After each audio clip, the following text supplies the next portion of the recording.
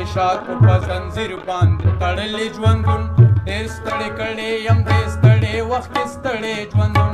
زما ارمان دی چې زه هم د چا په شان جوړ شم چې د دې خپل کلي ملک جوړ شم یا خان جوړ شم څومره مزه به کړي چې برېتې مې کونډه پرېښې وي په هر یو کور کې مې شر پرېښې وي لانجه پرېښې وي ټوپک په لاس کې ټوپې مې په تندي پرته وي خیر دې که ماته د ټول کلي دشمني پرته وي خفا په دې یم چې مې وس نشته او زور نشته زه په پردي کور کې اوسېږم زما کور نشته ماته یو کس ووایي چې مړه خفه کېږي سله صدر د ظلم په سر واچوه یریږي سله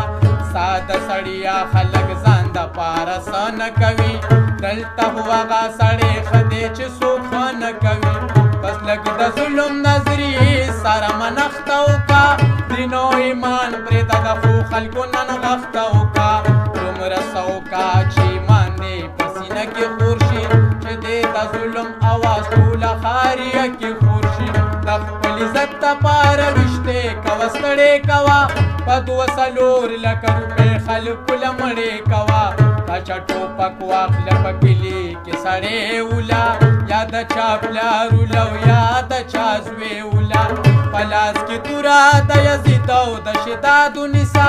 کورونه ونیسه د خلکو نه جیداد ونیسه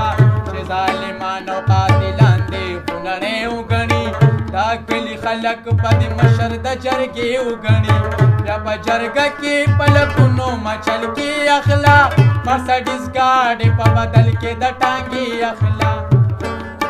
هسې خدا خلق خدای نه مني رسوله نه